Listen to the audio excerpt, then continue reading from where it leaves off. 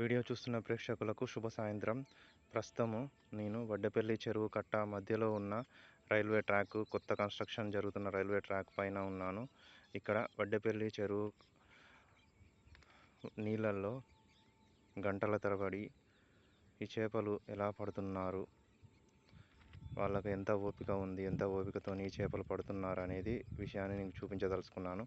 వడ్డెపల్లి చెరువు కట్టలో రైల్వే ట్రాక్కు ఎడమ వైపున ఉన్న చెరువు నీటిలో ఇలా గంటల తరబడి చాలామంది చెరువు మధ్యలోకి వెళ్ళి చేపల కోసం ఎదురు చూస్తూ చేపలను పట్టుకుంటున్నారు. నిజంగా చాలా ఓపికతోని ఉన్నటువంటి పని, ఓపికతో కూడుకున్నటువంటి పని చేపలను పట్టడం అనేది. చెరువు మధ్యలో వెళ్ళి ఈ విధంగా గంటల తరబడి చేపల కోసం వల వేసి ఎదురు చూస్తూ చేపలు పడుతున్నారు. వడ్డెపల్లి చెరువు ఎడమ వైపు ఉన్న నీటిలో చేపలు పడుతున్నారు. కనిపిస్తున్న ఈ కొండ కాజీపేట కొండ విష్ణుపురి గ్రామం దగ్గర ఉంది. ఇక్కడ కొత్తగా కన్స్ట్రక్షన్ జరుగుతున్న రైల్వే ట్రాకు 3వ లైన్ వరకు ఈ చెరువు కట్ట పైన 3వ లైన్ ట్రాక్ వర్క్ అనేది జరుగుతుంది. ఇక్కడ కనిపిస్తున్న చెరువు వడ్డెపల్లి చెరువు కుడివైపు నీరు, రైల్వే ట్రాక్ కుడివైపున ఉన్న నీరు, ఇక్కడ ఎడమ వైపున ఉన్నటువంటి చెరువు నీరు. ఇప్పుడు కాజీపేట రైల్వే స్టేషన్ నుంచి ఒక గూడ్స్ ట్రైను బలాస్ట్రా వైపు వెళ్తుంది. అప్లైన్లో గూడ్స్ ట్రైను బలాస్ట్రా వైపు అప్లైన్లో వెళ్తుంది.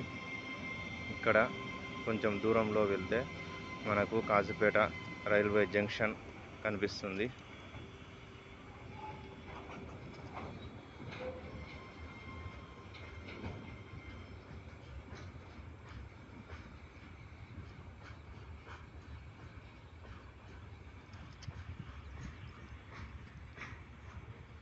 కొన్ని వందల ఎకరాల భూమి ఈ వడ్డెపల్లి చెరువు కింద ఉంది. కొన్ని వందల ఎకరాల భూమి వడ్డెపల్లి చెరువు కింద ఉంది. చాలా పెద్ద చెరువు.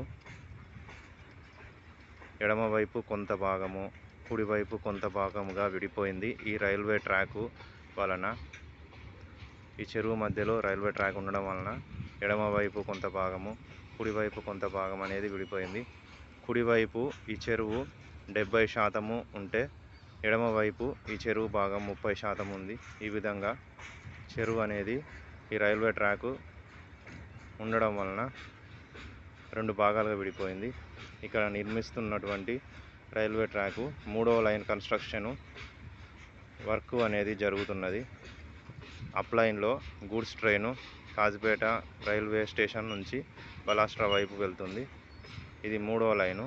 వెళ్తున్న ట్రైను 2వ లైన్లో వెళ్తుంది.